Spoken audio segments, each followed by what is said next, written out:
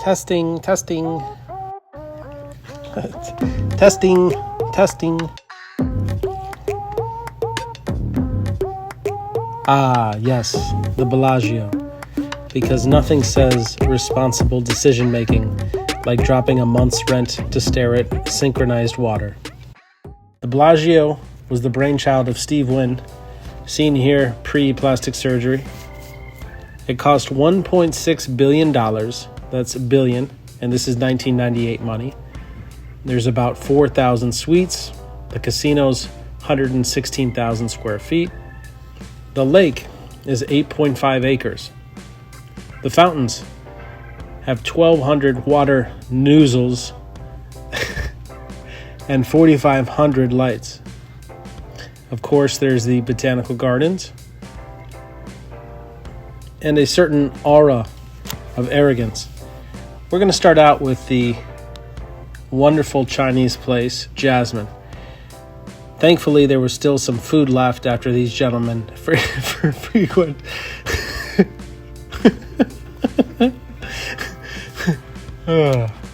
The cool thing about Jasmine is, you get to look at all of these cool fountains as you're eating, just like with pretty much every other restaurant at the Bellagio.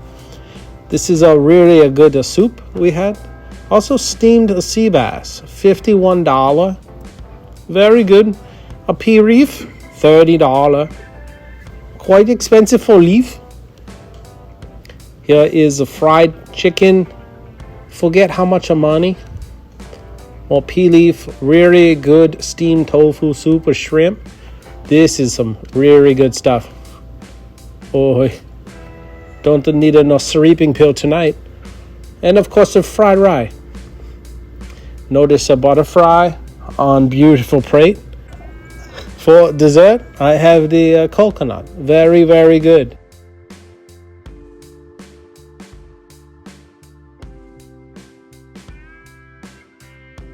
They also had Picasso, Le Cirque. They've got Prime, which is a really, really good steakhouse that also overlooks the lakes and the fountains. The fountains go every 15 to 30 minutes. They shoot up to 460 feet in the air. They pedal to Frank Sinatra, Bruno Mars, everything else. They actually advertise Bruno Mars on the website. For those of you who don't know, Bruno Mars went ahead and gambled like $52 million in debt one night. And so that's why he's doing so many shows and has so many different named, collaborations with MGM. He's paying off his debt. Here's the buffet, which honestly is pretty much a letdown for the price. The Bellagio is not known for their buffet, rightfully so. It's just for people staying there who really kind of want a buffet and don't really care about the price because they're super rich. They do have the easy check-in here. Look at that. Oy. When you're here, you know you're at a nice hotel. It feels good to check in. Not so good when you look at your credit card bill. Oh, but look at this. Every time you're walking around, you see these sort of, really the fountains are what make the Bellagio what it is. It's incredible. I wonder if another hotel opened up with an equally sized sort of water fountain display, if they would steal a lot of the business. I bet you they could. Add in colored lights and stuff. Anyway, here's the conservatory, which changes 4 or 5 times out of the year. It's beautiful. I like drinking and walking around here. It is free for now. There's 10,000 flowers, that sort of thing. They change it out, yada, yada, yada. It is really beautiful. It can get kind of old after a while, and it also gets pretty crowded. Good tip is go up to the spa, and you can overlook it on the second floor. There's really no one up there before you actually go into the spa. It's a nice balcony. There's 2 guest towers at the Bellagio. The spa tower and then the Bellagio tower. Really nice. Obviously, there's security before you go up to the elevator. So you can't have your hookers sent directly up. You'll have to go meet them in the lobby. Here are the corridors, the hallways, which are really, it's pretty. It's the Bellagio, though, is pricey. You're definitely looking upwards of $300 plus per night, depending on the week. And I mean, here's the room right here. It is nice, but I mean, I don't know. 6 months ago, their furniture that's now at the Luxor was right here, right before they moved it. So it does seem kind of overpriced, but it's a great location. Great location. Everything's good quality. It was a good bed, but again, it's hard to get over the price tag.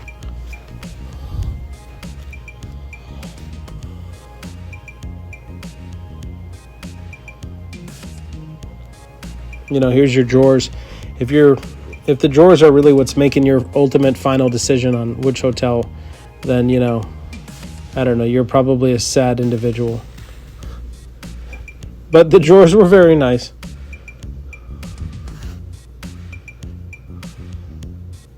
There's some art, etc., yada yada. I like when the nightstands are more mirrored. That way, if there's any powders, none of it is left behind. The same is true for the glass. I don't know what I would call it. Some kind of wall unit.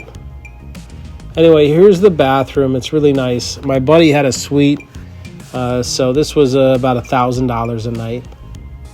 But worth it, I think. Of course, even in this big suite, you only get that little personal space area in the fridge. But look at that view. What a view. The Mayfair Club, the Mayfair Supper Club. This is a really cool part, a really good date. I would recommend if you're here. It's kind of like dinner and a show. I tried to get some decent footage. They do like these acts and whatnot. It was really neat. It was really neat. This was some drinks beforehand. It's kind of like it brings you back. Really old school. Really good food. Really good drinks. And not your just like typical dinner. If you're looking to get laid, I would highly recommend this place. Although if you're going to Vegas, you probably have been there already. Down that path, you know what I mean?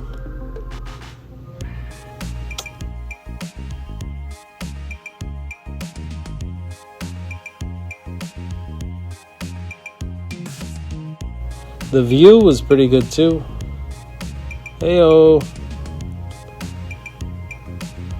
And you can see it's not the biggest place in the world, so you definitely feel like it's an individualized show. They have the Cirque du Soleil, the O, which is like the water show over the Bellagio. I've seen this twice, and I don't know. Maybe it's because it was like one of the first ones that they did, but it just kind of seems a little bit dated and a little boring after a while. I almost fell asleep the second time around, but the seats were rather comfortable as well. And I had consumed a good amount of alcohol.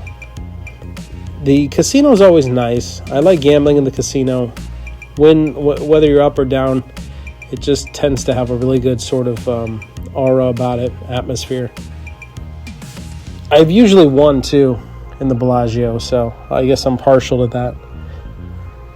The limits are going to be higher. You're looking definitely like 25 minimums for your tables even during the day. And after all this, I just felt like passing out. But the next day, got some shopping in. And by that, I mean walking around all these really expensive stores and not really buying anything. But it's good people watching.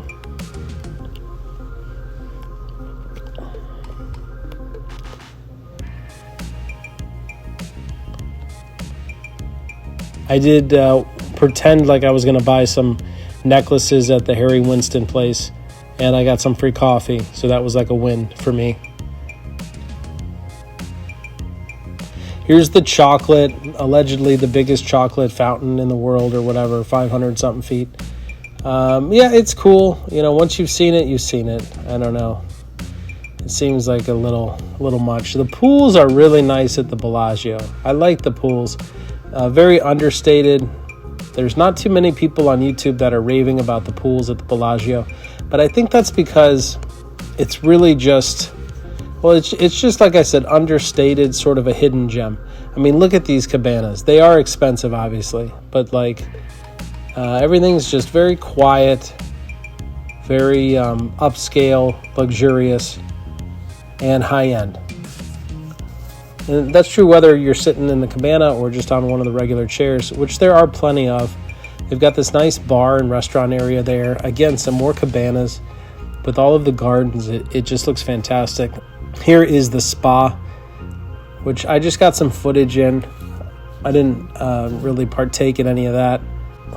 Overlooking the pool when you're getting ready for your massage and your treatment. All of the facilities are fantastic. I did get some workouts in.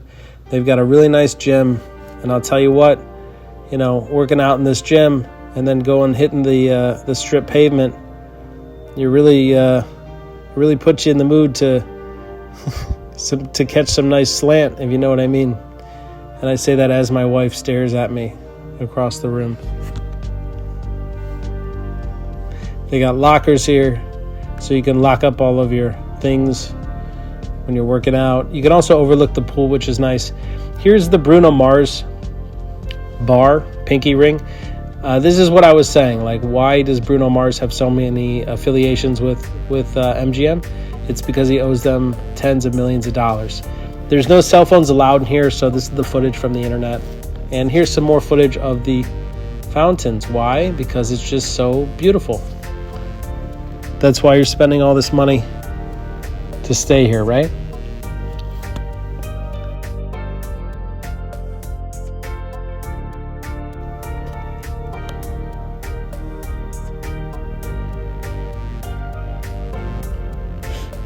There's also a really nice poker room at the Bellagio where everyone says you see a lot of pros there. I've never seen any pros there. Maybe I'm just unlucky. Every 30 minutes until 7:30 p.m. and then every 15 minutes. And then, of course, Ocean's 11. Why is this in here? Because that's what people think about that and Steve when they think about Las Vegas right now. The Bellagio is still sort of the crown jewel, whether you like it or not, of Las Vegas.